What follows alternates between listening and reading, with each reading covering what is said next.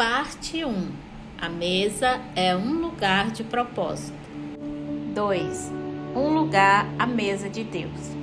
Coloque sobre a mesa os pães da presença, para que estejam sempre diante de mim. Êxodo 25 e 30. Há muitos anos, meu marido e eu compramos, junto com um investidor, uma casa histórica com mais de 700 metros quadrados para ser a sede de um ministério chamado Mansão de Mentoria. Essa construção grandiosa serviria como minha casa de hóspedes, onde 2 vezes por mês um grupo de 8 mulheres se inscreveria para passar 4 dias comigo, aprendendo como transformar o lar num centro de amor e paz. Meu objetivo durante esses cursos intensivos de mentoria doméstica era capacitar essas mulheres a restaurar a dignidade e a santidade do lar. Larry havia se aposentado pouco tempo antes da função de pastor titular de uma igreja local. E depois de mais de 30 anos no pastorado, tinha tomado a decisão de buscar um ministério independente. Foi muito difícil para mim aceitar essa transição. Não conseguia imaginar a vida sem meu esposo pastoreando uma igreja local. Ministrar ao lado dele era uma plataforma para realizar minha paixão, ensinar e capacitar mulheres a alcançar seu potencial pleno. No papel de esposa do pastor titular, eu sentia muito prazer em ministrar as mulheres de nossas congregações, ajudando-as a serem frutíferas e realizadas em todos os aspectos da vida. Inventei maneiras criativas e não religiosas de fazer isso. Era raro atuar em ambientes tradicionais do ministério, como um estudo bíblico numa classe da igreja.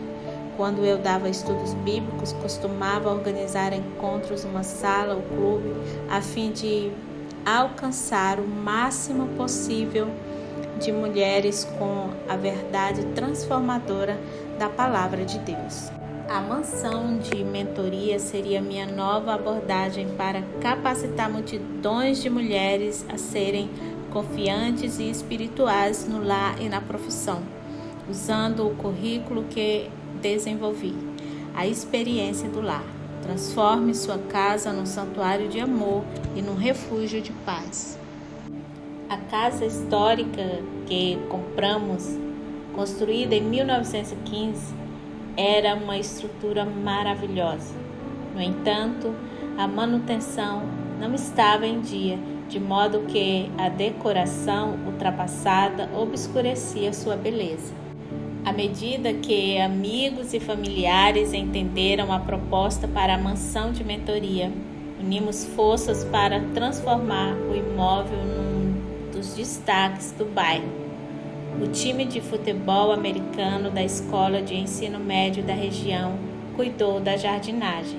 Um vizinho instalou iluminação do lado de fora e homens e mulheres e crianças que apoiam nosso ministério se mobilizaram como formiguinhas decididas a construir uma colônia. Trabalhando juntos, rastelamos, capinamos, limpamos e transpiramos. A transformação foi profunda, como se o relógio houvesse voltado para o início do século XX, quando a estrutura fantástica fora construída. Com os móveis no lugar, os quartos preparados e as áreas sociais com limpeza impecável, chegaram minhas primeiras hóspedes. Eu estava muito empolgada por finalmente iniciar um sonho de 20 anos, levar mulheres para uma casa a fim de aprender sobre o lar. Durante 4 dias, eu seria como uma mãe substituta para aquelas mulheres preciosas, ensinando-lhes habilidades importantes no cuidado com a casa e na honra a Deus por meio do lar. Que privilégio! Talvez, quem sabe, eu poderia ser uma ferramenta para iniciar um movimento em nossa nação visando fortalecer famílias e desenvolver mecanismos para garantir casamentos duradouros. No processo de preparação da mansão de mentoria para as primeiras hóspedes, notei um vazamento periódico vindo do chuveiro do banheiro no andar de cima. Como as convidadas só usariam aquele chuveiro 8 dias por mês, decidi que poderia viver com aquilo. Assim que elas partiam, eu desligava o registro que levava à banheira do andar de cima. E por vários meses este pequeno esforço foi suficiente para prolongar a necessidade de realizar o conserto. Nosso orçamento para a mansão era limitado, por isso escolhi fazer outras coisas com o dinheiro. Comprei jogos americanos e pratos coloridos, coisas muito mais bonitas do que canos, para dar vida à aparência da casa. No entanto, o vazamento persistente continuava no banheiro de cima e logo não era mais possível tolerá-lo. Substituímos o bocal do chuveiro, mas isso não conteve o vazamento. Então, trocamos as anilhas das torneiras, mais uma vez sem sucesso. Por fim, chamei um encanador. Ele abriu o painel de acesso que ficava no armário do cômodo ao lado e examinou com cuidado o encanamento que levava à banheira e ao chuveiro. Depois de avaliar a situação, disse: "Senhora, seu problema é muito maior que um pequeno vazamento no chuveiro. Se quiser evitar um desastre maior no futuro, precisará substituir tudo: a banheira, o ralo, as torneiras e o chuveiro." Eu pensei: é só um vazamento pequeno. Aposto que ele está falando isso só para ganhar mais dinheiro. E não segui o conselho. Achei que aquele vazamento não era grande coisa e poderíamos viver com aquilo. E vivemos assim por vários meses, até que um dia eu percebi um pequeno círculo marrom no teto da cozinha pintado recentemente. Era como se alguém tivesse jogado um balão de água no teto bem ao lado da mesa da cozinha. Não conseguia imaginar como é que o teto havia se molhado. Estava tentando resolver o problema olhando a superfície, mas ele não estava ali. Era algo muito mais profundo que vinha de cima. Eu ignorei o especialista. Racionalizei que o problema se limitava ao pequeno vazamento na banheira e estava errada. O círculo escuro no teto cresceu. O gesso deu bolhas, rachou e o mofo começou a se afastar do canto do teto. Depois de várias semanas, eu demoro a aprender, pensei: esta água deve estar vindo de algum lugar. Chamei um profissional para consertar o teto da cozinha, porque a mancha estava ficando feia. Ele inspecionou a situação e concluiu: só posso consertar o teto depois que a senhora resolver a questão do encanamento. Respondi: não temos um problema de encanamento. Não é nada demais, só um pequeno vazamento no banheiro de cima. Venha aqui, vou lhe mostrar.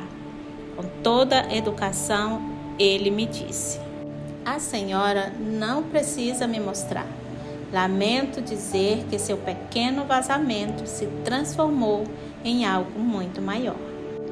Por haver ignorado o conselho de um especialista e não ter me disposto a pagar o preço para consertar o pequeno vazamento da forma correta, agora eu precisaria substituir toda a banheira de hidromassagem, o chuveiro, os azulejos e o box, fora o teto da cozinha. O mesmo pode acontecer em nossa vida. Com frequência ignoramos as pequenas coisas, mesmo quando pessoas mais entendidas apontam para os sinais de alerta. Então, quando já é tarde demais, descobrimos que as pequenas coisas que foram ignoradas causaram danos significativos. Por não nos darmos conta do impacto de nossas decisões no longo prazo, adiamos algo importante por conveniência ou interesse próprio. Será que algo tão simples quanto negligenciar as refeições familiares à mesa pode nos trazer arrependimento e decepção na vida? Se esta necessidade fundamental em nosso lar for deixada de lado, haverá um conserto maior com o qual precisaremos lidar mais tarde. Um conserto que não precisaria ser feito a princípio? Esta é a pergunta que investigaremos ao buscar na palavra do Senhor a verdade divina sobre a importância da mesa. Neste capítulo, conduzirei você por uma jornada simples ao longo da Bíblia, destacando algumas passagens que revelam o potencial secreto da refeição conjunta. Minha oração é que, durante a leitura, o Espírito Santo coloque outras passagens em sua mente e você comece a enxergar as várias facetas desta verdade explodirem como fogos de artifício, assim como me aconteceu ao estudar sobre o assunto. Quando você começa a compreender esta revelação, ela se transforma numa convicção. A verdade que Deus revela entra em seu coração e, no momento em que você se convence, ela passa a ser sua. À medida que você se apropria da verdade do princípio da mesa, peço ao Senhor que a experiência ao redor dela, este ato aparentemente insignificante de se unir para compartilhar uma refeição à mesa, transforme sua vida e a vida de sua família para sempre. A mesa que Deus planejou. A primeira vez que a palavra mesa aparece na Bíblia é em Êxodo 25. Nesse capítulo, Deus dá a Moisés instruções bem detalhadas sobre os móveis que deveriam ser colocados no tabernáculo, o primeiro lugar oficial da congregação do povo. Naquele momento da história do Antigo Testamento, o relacionamento de Deus com seu povo passava por um processo de transição. A partir dali, ele se relacionaria de modo diferente do que fizera ao longo do livro de Gênesis.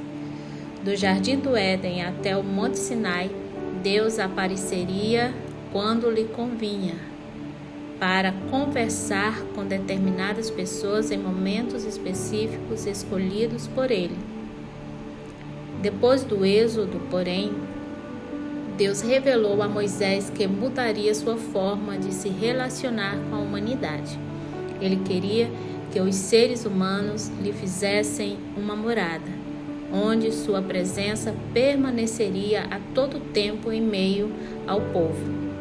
Deus instruiu Moisés: "E farão um santuário para mim, e eu habitarei no meio deles." Êxodo 25:8. Pense em Deus como o arquiteto e em Moisés como o mestre de obras. O arquiteto tem a visão, cria o conceito e a estética da construção, decide como será a aparência e que materiais serão usados. Então, depois que o edifício foi projetado, o mestre de obras contrata profissionais capazes e constrói a estrutura seguindo as plantas do arquiteto.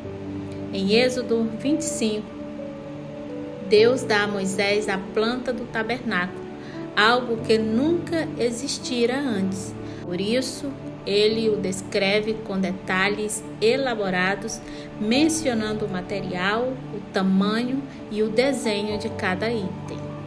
O primeiro móvel que Deus instruiu Moisés a construir para o tabernáculo foi a Arca da Aliança.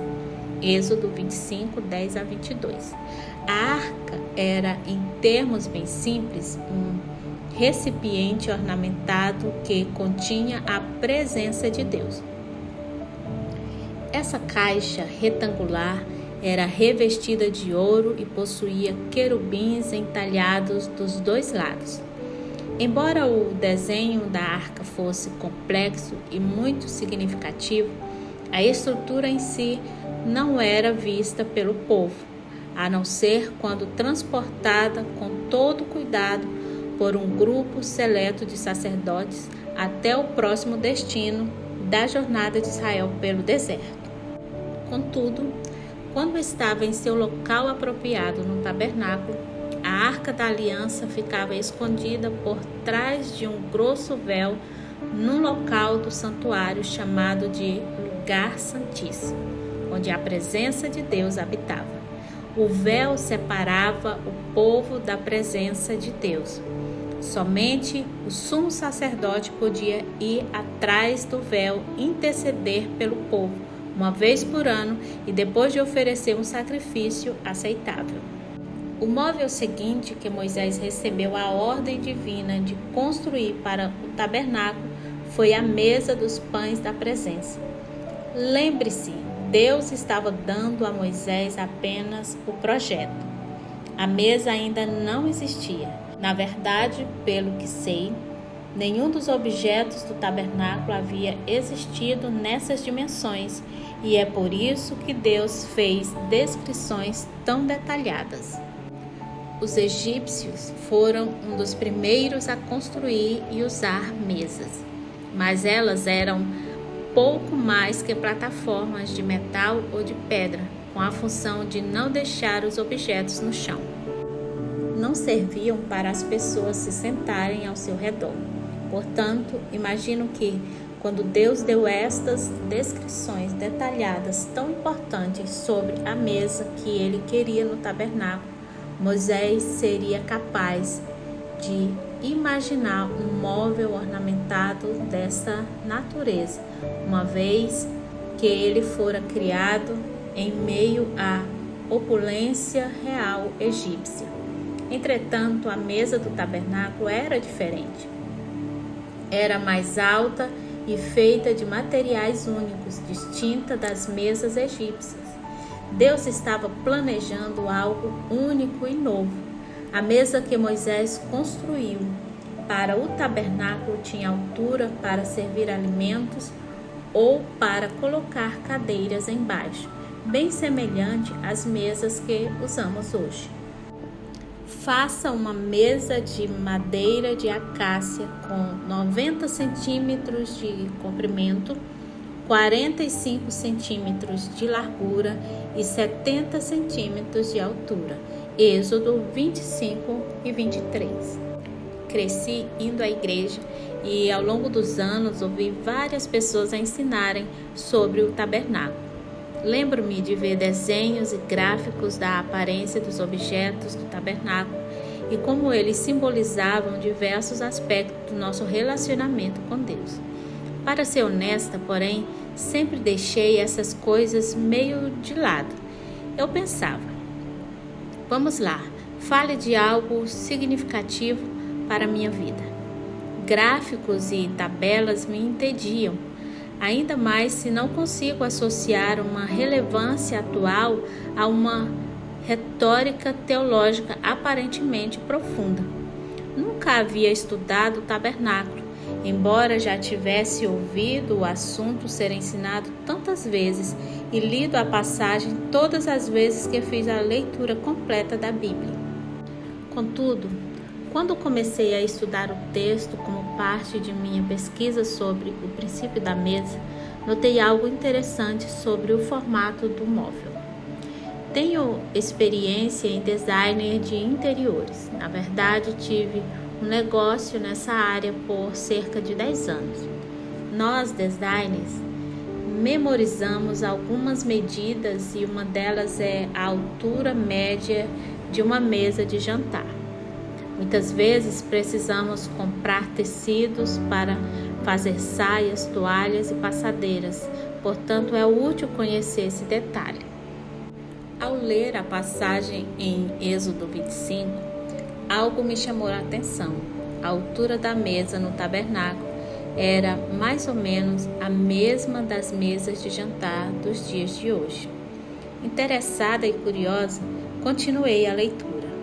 Revista-a de ouro puro e faça uma moldura de ouro ao seu redor. Faça também ao seu redor uma borda com a largura de 4 dedos e uma moldura de ouro para essa borda. Êxodo 25, 24 e 25. Deus instruiu Moisés a criar uma borda ao redor da mesa planejada para o tabernáculo. Curiosa, dei uma olhada em nossa mesa de jantar e percebi que ela tem uma borda à sua volta. Então olhei para a mesa de centro da sala e percebi que ela também tem uma borda. Na verdade, quase todas as mesas de minha casa.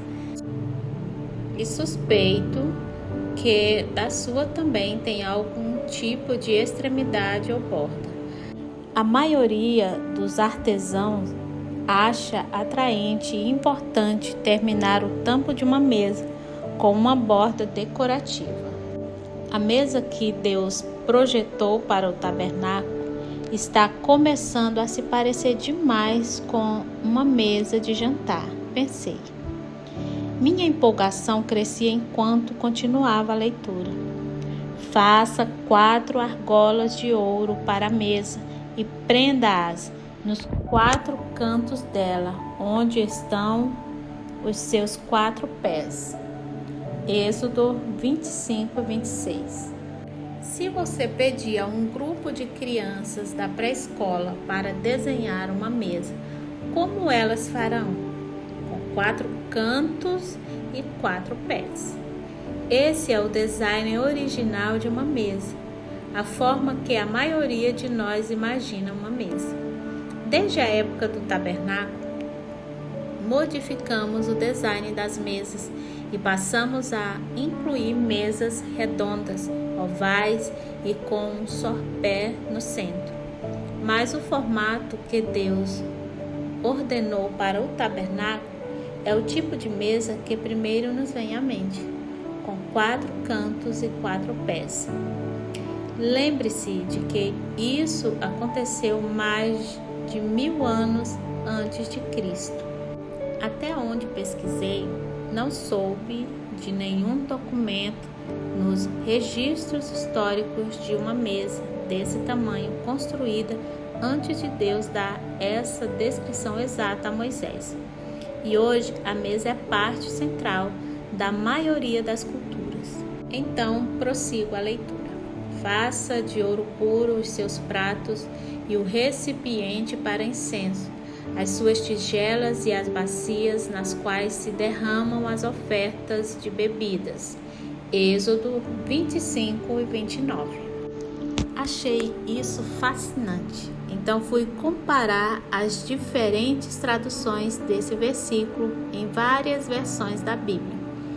Estas são algumas das palavras que encontrei: pratos, copos, taças, jarras, colheres e tigelas.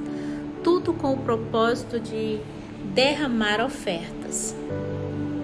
O sacerdote retirava o sangue de um cordeiro sacrificado e usava esses utensílios para derramá-lo como oferta a Deus. Pensei, são objetos semelhantes ao que usamos em nossas mesas para as refeições. Ao me recordar das figuras e dos gráficos do tabernáculo que eu vira antes, não me lembro de uma mesa posta com pratos. Então olhei em alguns livros de referência as várias ilustrações da mesa do tabernáculo. Na maioria delas, a mesa não tem pratos, tigelas, taças nem colheres. Uma gravura trazia uma jarra ao lado de um prato com pães sírios empilhados nele. Entretanto, de acordo com o plano de Deus revelado em Êxodo 25 e 29, a mesa no tabernáculo era posta com pratos, tigelas, jarras, taças e colheres. Curiosa, continuei a leitura e descobri o propósito divino para a mesa. Coloque sobre a mesa os pães da presença, para que estejam sempre diante de mim. Êxodo 25, 30. Quem é o pão da presença? Jesus. Ele disse: eu sou o pão da vida. João 6,48. A refeição planejada por Deus para ser colocada na mesa dos pães da presença representava o próprio Jesus, o pão da vida que nos nutre e traz redenção. O pão da presença na mesa do tabernáculo era uma imagem de Cristo que habitava como o arranjo central daquela mesa e era a refeição a ser partilhada. O sangue do cordeiro sacrificado proporcionava redenção pelos pecados do dia e do ano e representava o sangue do cordeiro que redimirá o pecado de uma vez por todas. Imagine a presença sobrenatural e redentora de Jesus enchendo a vida daqueles que ofereciam um sacrifício e permitiam que o sacerdote se assentasse à mesa em seu lugar.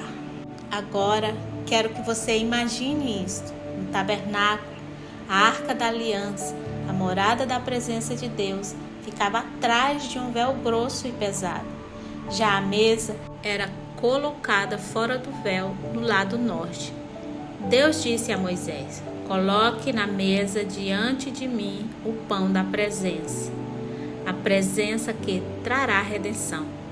Os sacerdotes que ministravam todos os dias no tabernáculo não conseguiam ver a arca da aliança, com a glória que pairava sobre ela, pois ficava oculta atrás do véu, mas podiam ver a mesa posta com os pães da presença. Pense comigo. O que aconteceu com o véu do templo centenas de anos depois, após a morte de Jesus? Em 33 d.C., o Templo de Jerusalém era uma estrutura magnífica, decorada com os mesmos elementos que compunham o tabernáculo. Não era mais uma tenda, mas sim um edifício grandioso. Os móveis, a arca da aliança, a mesa, o candelabro com 7 braços e o altar de bronze eram réplicas do modelo do tabernáculo. Quando Jesus disse: está consumado, e expirou, o grosso véu do templo se rasgou em 2 partes de alto a baixo. Mateus 27:51, Lucas 23:45. A presença de Deus agora estava exposta. A santidade divina na arca da aliança se encontrava aberta para a presença redentora de Jesus na mesa. O que aconteceu quando a santidade de Deus se encontrou com o poder redentor do pão da presença? Um terremoto. Foi um cataclismo. Nada do que existia permanece igual depois que um terremoto atinge uma região. De igual modo, quando Deus Pai, Criador de toda a vida, se revela e Jesus libera sua presença redentora em nosso coração, nada em nossa vida permanece como antes. Passamos por uma transformação de vida quando o Espírito Santo derrama seu poder em nós. Conforme descobriremos com mais detalhes, Deus se encontra conosco por meio de uma presença sobrenatural à mesa. Essa presença divina à mesa vai além do que fazemos ou dizemos. Não importa quem somos ou o que fizemos, a Bíblia nos diz que Deus atua pela graça, mediante a fé. Efésios 2:8. E sentar-se à mesa é um passo de fé, com a confiança de que o Senhor se encontrará conosco lá. Quando fazemos nossa parte e nos assentamos à mesa, seja com familiares e amigos, seja a sós o pão da presença se encontra conosco e atua em nosso coração. Nosso coração é formado e moldado com seu amor e sua paz à medida que aceitamos uns aos outros. Uma fusão de relacionamento exala. O princípio da mesa. O princípio da mesa é como um novelo dourado tecido ao longo da trama das Escrituras, proporcionando continuidade, brilho e sabedoria. Enquanto estudava e orava, perguntei a Deus: se há mérito neste princípio, porque nunca o ouvi ser ensinado em nossas igrejas. Sou muito cautelosa ao abordar a palavra de Deus e queria ter certeza de que aquilo que estava aprendendo sobre a mesa era mesmo a verdade divina. Cheguei à compreensão de que o princípio da mesa sempre esteve presente na palavra de Deus, mas agora chegou o momento em que precisamos ouvi-lo muito mais do que antes.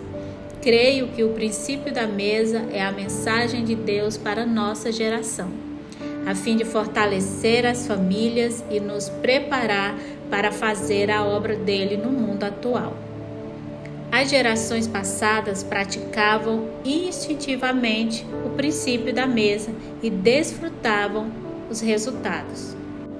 Relacionamentos duradouros, segurança emocional e motivação pessoal. Na sociedade contemporânea, porém, nossa vida é cada vez mais fragmentada por atividades, estilo de vida e uma perda de valores absolutos que nos afastam da mesa familiar. Como resultado, vemos e sentimos os efeitos prejudiciais no casamento e na família. Ao sentar-me em minha cadeira naquele dia e estudar a mesa que Deus designou para o tabernáculo, pensei: espere um minuto. Essa mesa se parecia com uma mesa de jantar. Tinha pratos, tigelas, colheres, taças e jarras, assim como a nossa mesa. Tinha a mesma altura das mesas de jantar de nossos dias e também 4 cantos e 4 pés, como a maioria das mesas de hoje. Nela eram servidos os pães da presença. Isso significa que a presença divina também se encontra conosco em nossa mesa. É claro que a mesa dos pães da presença no tabernáculo não era uma mesa de jantar. Os sacerdotes não se reuniam ao redor da mesa e jantavam juntos. Não me entenda mal. O que Deus está dando aqui é um princípio, não uma instrução. Permita-me fazer uma pausa e esclarecer a diferença. A instrução lhe diz como fazer algo passo a passo. É específico a uma tarefa particular e não pode ser transferido para outras partes de sua vida. Por exemplo, não é possível usar as instruções de como fazer um bolo para ajudá-lo a baixar um programa de computador. Quando você segue instruções para realizar uma tarefa, não compreende o raciocínio por trás delas. Apenas faz exatamente o que lhe mandam e obtém o resultado desejado.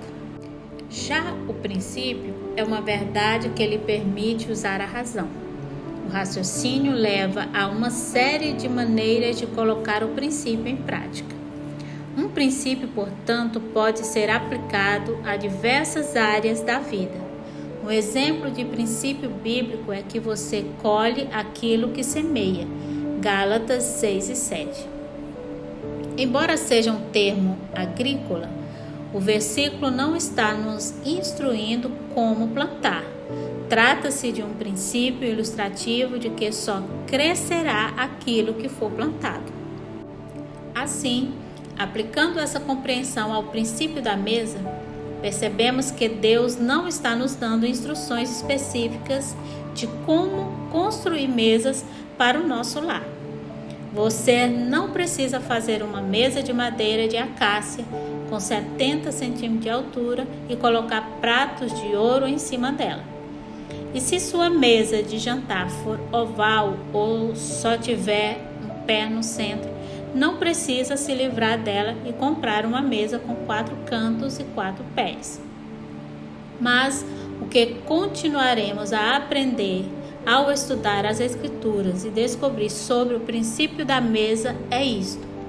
O plano original de Deus para a mesa tinha a concepção das mesas de jantar que você e eu temos em casa. Ao colocarmos em prática o princípio da mesa, alimentaremos o corpo e o espírito à mesa com a presença redentora de Cristo.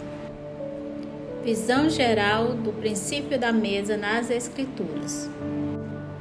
O princípio divino de cura, nutrição e presença redentora se encontrando conosco de maneira sobrenatural ao nos reunirmos em volta da mesa é apresentado de forma consistente ao longo da Bíblia. A seguir, confira uma breve síntese de algumas das muitas passagens bíblicas que revelam o princípio da mesa e sua importância para a nossa vida. Páscoa. No Antigo Testamento, Deus designou 7 celebrações anuais que foram separadas como reuniões sagradas para adorar o Senhor, lembrar-se do que Ele fizera e aguardar a redenção que um dia viria. Levítico 23:4. Todas as gerações de israelitas, inclusive muitos judeus hoje, celebram essas 7 festas anuais desde que elas foram estabelecidas por Deus milhares de anos atrás. Embora algumas delas envolvam alimentos significativos ou refeições compartilhadas de determinada maneira, talvez o exemplo mais notável do princípio da mesa fique evidente na primeira celebração, a Páscoa, que ocorre durante o primeiro mês do ano judaico, Êxodo 2:1. A festa da Páscoa é um lembrete anual do livramento miraculoso da escravidão no Egito, uma obra de Deus por seu povo. Durante a festa, os israelitas se recordam do livramento divino, reencenando o extraordinário acontecimento no jantar em família, planejado para ser um memorial contínuo da fidelidade de Deus à nação de Israel. Êxodo 12:14-17. Uma das ordenanças mais importantes da Páscoa é a refeição pascual, chamada de Seder, na qual a geração mais velha conta à mais nova a história do Êxodo e explica os símbolos da refeição pascual. Quando os seus filhos lhe perguntarem o que significa esta cerimônia, respondam-lhes: é o sacrifício da Páscoa ao Senhor, que passou sobre as casas dos israelitas no Egito e poupou nossas casas quando matou os egípcios. Então o povo curvou-se em adoração. Assim como o Senhor passou em vigília aquela noite para tirar do Egito os israelitas, estes também devem passar em vigília esta mesma noite para honrar o Senhor por todas as suas gerações. Êxodo 12:26, 27 e 42. É importante ressaltar que a lembrança da Páscoa ocorre ao redor da mesa. O Seder é parte central da celebração da Páscoa, cumprindo a ordem bíblica de contar a história da Páscoa e prover uma ocasião significativa para as famílias judias se unirem em volta da mesa para honrar a Deus. Famílias cristãs e judias que escolhem recordar essas festas preparando refeições comemorativas e contando histórias sabem que o esforço de lembranças positivas do passado ajudam a edificar a fé para o futuro. Interações de Jesus. No Novo Testamento, vemos Jesus Cristo praticando o propósito divino para a mesa em suas interações e seus ensinos diários. Muitos dos ensinamentos que ele transmitiu a seus discípulos ocorreram em volta da mesa, como observa um erudito religioso. O Evangelho de Lucas fala de 10 momentos cruciais da vida de Cristo e cada um deles ocorre durante uma refeição. Na verdade, Jesus estava tão disposto a compartilhar refeições com as pessoas que os escribas e fariseus reclamaram. Este homem recebe pecadores e come com eles. Lucas 15:2. Ao longo de seu ministério terreno, encontramos muitos exemplos de Jesus partilhando refeições com pessoas consideradas pecadoras e excluídas da sociedade, como o publicano Zaqueu, Lucas 19:5, e o leproso Simão, Marcos 14:3. Pelo que sabemos, Jesus nunca recusou um convite para jantar, fosse de desprezados ou de notáveis estudiosos das Escrituras. Lucas 7:36. Um dos muitos exemplos de Jesus jantando com outras pessoas ocorreu quando visitou o lar de Lázaro 6 dias antes da Páscoa. João 12:1-8. À mesa, Maria exprimiu seu amor por Jesus, lavando seus pés com caro perfume.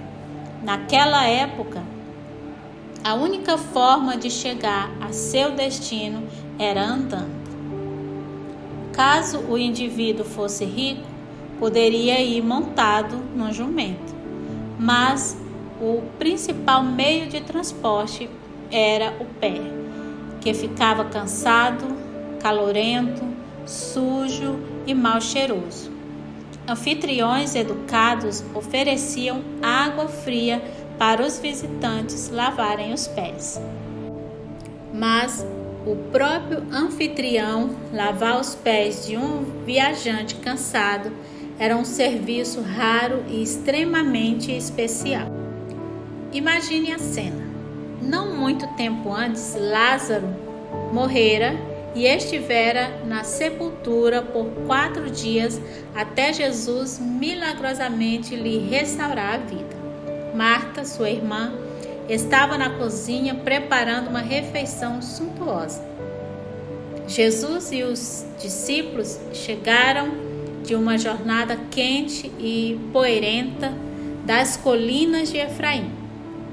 Jesus sabia que iria à cruz em apenas 6 dias, de modo que muito ansiava por passar um tempo aconchegante e íntimo com seus melhores amigos e discípulos. Onde ele resolveu fazer isso? À mesa da casa deles. Jesus sabia que aquela seria a última oportunidade de desfrutar a companhia dos amigos Maria, Marta e Lázaro antes de ser crucificado. Mas ele não escolheu passar seu último dia com eles em meio às multidões do mercado. Não disse: "Eia, vamos pescar."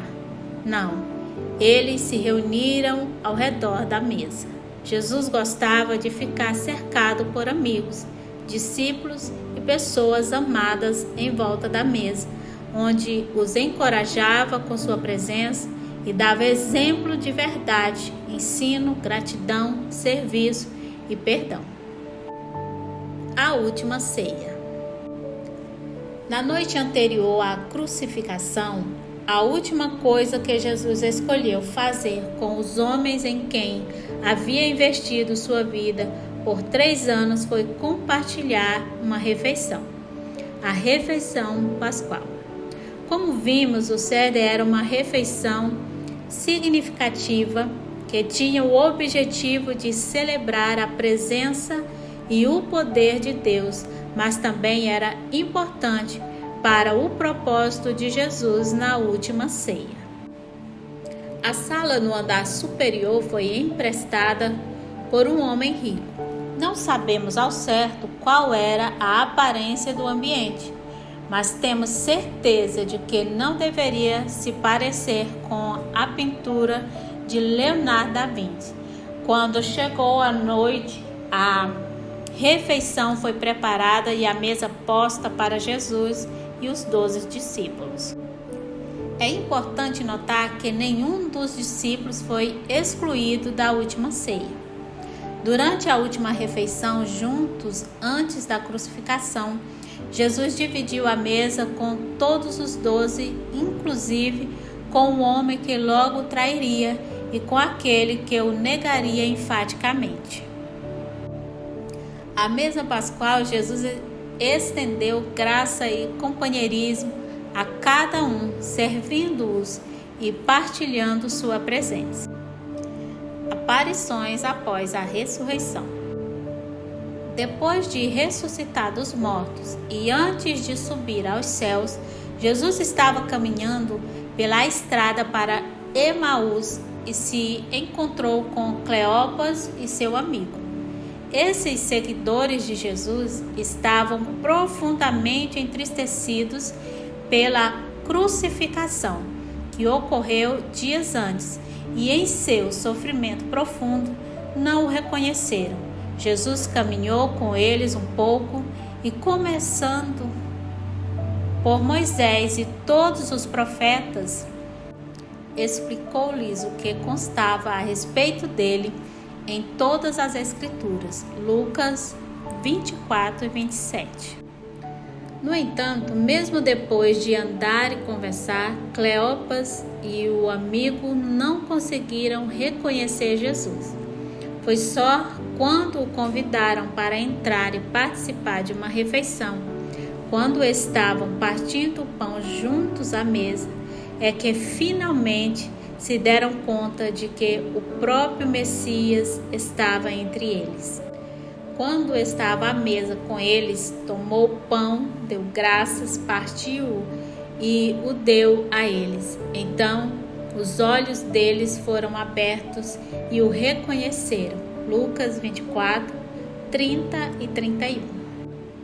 Foi à mesa que Cleopas e seu amigo tiveram um encontro sobrenatural com Cristo, o pão da presença, que já estava com eles havia algum tempo. Esta foi, na verdade, a primeira ceia após a morte e ressurreição de Jesus. Lembre-se de que a ceia não era um ritual religioso como hoje, mas um momento de comunhão ou comunicação numa refeição conjunta para lembrar o que Jesus fizera enquanto esteve entre eles. A ceia no Novo Testamento era uma experiência da mesa. O banquete do casamento do Cordeiro.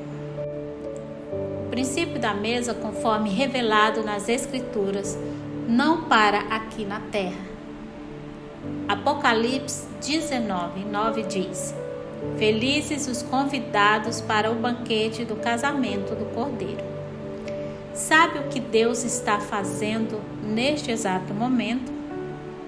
Separando um lugar à mesa que Ele preparou para o banquete do casamento do Cordeiro. A primeira coisa que faremos ao entrar em Sua presença é jantar com nosso noivo Jesus, em nossa festa de casamento. A Bíblia conta que nosso relacionamento com Cristo é semelhante ao de uma noiva e um noivo. Apocalipse 21, 2 e 9.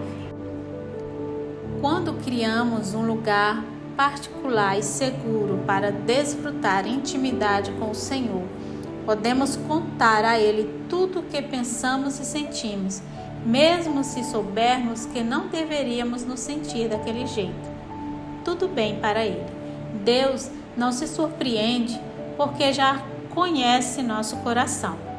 Podemos exprimir nosso amor por Ele verbalmente e sentir seu amor por nós. Além disso, podemos manifestar expressões físicas de amor pelo noivo ao ajoelhar-nos ou prostrar-nos diante dele. Embora isso não seja apropriado no culto público, na intimidade particular, não temos necessidade de nos impor limites enquanto expressamos nossa devoção a Deus. Depois de viver com esse tipo de intimidade, de devoção pelo noivo por tantos anos aqui na terra, minha mente mal pode conceber como será vê-lo face a face um dia. A associação mais próxima que consigo fazer é o frio intenso na barriga que sinto quando Larry e eu ficamos longe por várias semanas e o vejo à distância ao andar em sua direção no corredor do aeroporto. E pensar que Jesus não só está esperando por mim, como também preparou com esmero uma festa para celebrar o encontro. Por sermos a noiva de Cristo, você e eu nos assentaremos à mesa dele durante o banquete. No reino de Deus, celebraremos nossa intimidade eterna com Cristo ao nos reunirmos em torno de sua mesa. E há um lugar reservado para você e para mim. Nada poderia ser mais íntimo e pessoal do que ver nosso nome escrito em lugares marcados na mesa em sua presença. Da mesa no tabernáculo até o banquete do casamento do Cordeiro, a palavra de Deus está repleta de exemplos da presença divina à mesa, proporcionando intimidade, cura e nutrição espiritual. Portanto, vamos nos preparar para um encontro sobrenatural com o Senhor e preparar nossa mesa.